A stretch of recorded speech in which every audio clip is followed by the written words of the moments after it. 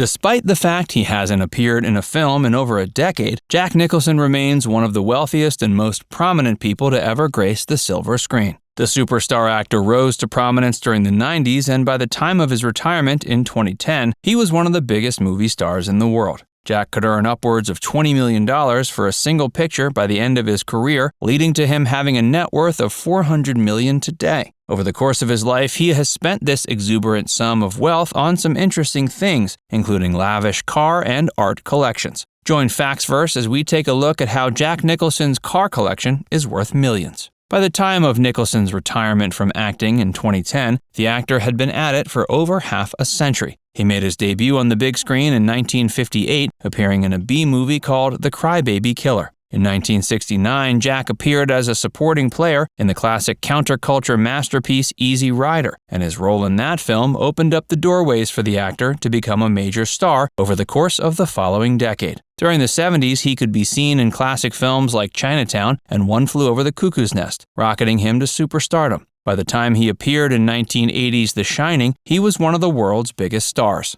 Although his performance in The Shining wasn't received well by critics when the film was released, the role of Jack Torrance has gone on to be considered one of his most iconic. At the end of the decade, he appeared in Batman, portraying the character of the Joker to immense praise. Entering the 90s, Jack was a veritable film legend, who still had 2 decades of a career ahead of him before retirement. Over the course of his career, he's earned a hefty sum of money. He's estimated to be worth $400 million today, with $150 million of that coming just from the star's art collection alone. Besides art, other things he enjoyed spending his vast amount of wealth on over the years have been cars and real estate. His car collection is particularly interesting, though not quite as valuable as his art collection or his portfolio of beautiful properties. Back when Jack Nicholson was still trying to strike it big, he could be seen driving around Hollywood in a unique vehicle. That was a 1967 white convertible Beetle. The car was popular amongst subscribers to the counterculture movement of the time, making it the perfect choice for Jack. In the late 70s, Nicholson was hired by Chevrolet to give a demonstration for a car that ran entirely off of hydrogen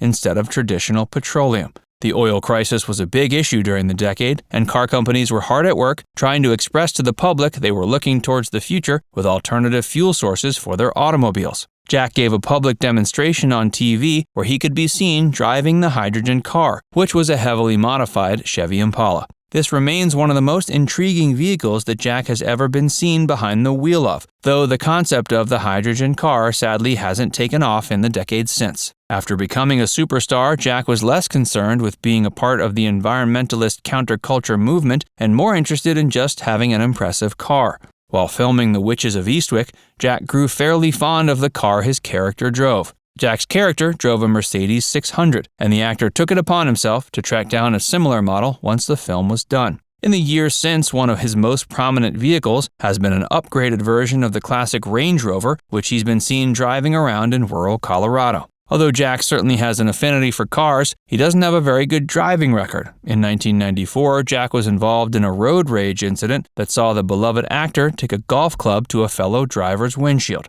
This incident became the inspiration for Nicholson's casting in the Adam Sandler comedy Anger Management less than a decade later. Hey, if you're enjoying this video so far, be sure to give it a like and subscribe to Factsverse for more, and stick around for more about Jack's cars. Besides his impressive car collection, Jack Nicholson also has even more impressive art and real estate collections. His art collection is estimated to be worth around $150 million, while his real estate portfolio is estimated to be worth around $100 million. Put together, they make up well over half of his estimated net worth of $400 million. Jack began collecting art during the 1960s before he even struck it big. His collection includes pieces by notable artists including Pablo Picasso. Back when he was getting a footing in the industry, he took any work he could get for many years, before striking it big with gigs such as Easy Rider. In 1970, a year after that appearance, he could be seen in the film On a Clear Day You Can See Forever. Jack was only given a little over $10,000 for the job. Though that was still a fairly tidy sum back then, especially when you take inflation into account, this paycheck was nothing compared to the amount of money Jack would be making decades later. In 1980, he was given well over $1 million to appear in Stanley Kubrick's The Shining. In 1989, he was offered $10 million to play the Joker. While the average actor might have pocketed that $10 million and called it a day, Jack has always been a little bit more clever. He convinced Batman's producers to reduce his fee to $6 million, saying he wanted the rest of his fee to be a percentage of the film's inevitable profits. His intuition paid off extremely well, and it's been estimated he's made well over $50 million from the film. This savvy outlook of his, especially when it comes to money, is a huge reason why Jack is worth $400 million today. Besides understanding how to get the most out of his film's profits, he also understands that investing is the way to go if you want to turn your money piles into even bigger ones. Even though Jack is genuinely passionate about art, real estate, and cars, his collections can be seen as much as investments as they are personal passion projects. He has several homes across the U.S., and each one of these properties continues to grow significantly in value as the years go on. One of the most spectacular properties Jack has laid claim to over the years was the home he had in Malibu, California. It was built in 1966, and Jack sold it in 2013 for upwards of $4 million. The house was over 2,000 square feet and constructed on 70 acres of open land. Some of the home's amenities included a basketball court and a tennis court, while the immense property surrounding it had private hiking trails. Although Jack sold his home in 2013, he still has many other properties to choose from if he finds himself in need of a change of scenery. Several of these properties are in Beverly Hills. The late Marlon Brando previously owned one of the Beverly Hills homes that Jack Nicholson lays claim to, and Jack purchased the home for $5 million in 2005.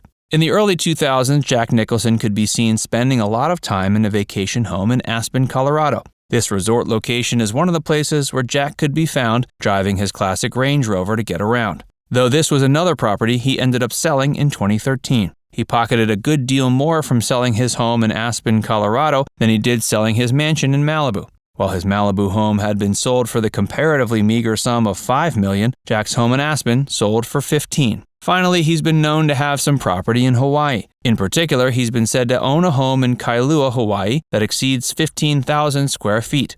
The actor certainly has fine taste in real estate, matching his equally fine taste in cars and art. Jack is now 84 and hasn't made an acting appearance since 2010's How Do You Know? He was rumored to have gone into retirement after appearing in that film due to failing memory. Now it's time to hear from you. Did you know about Jack's art, car, and real estate collections? Let us know in the comments section below. And before you go, make sure you give this video a like and subscribe to Facts First if you haven't already. Click the bell icon to stay updated on all our latest content.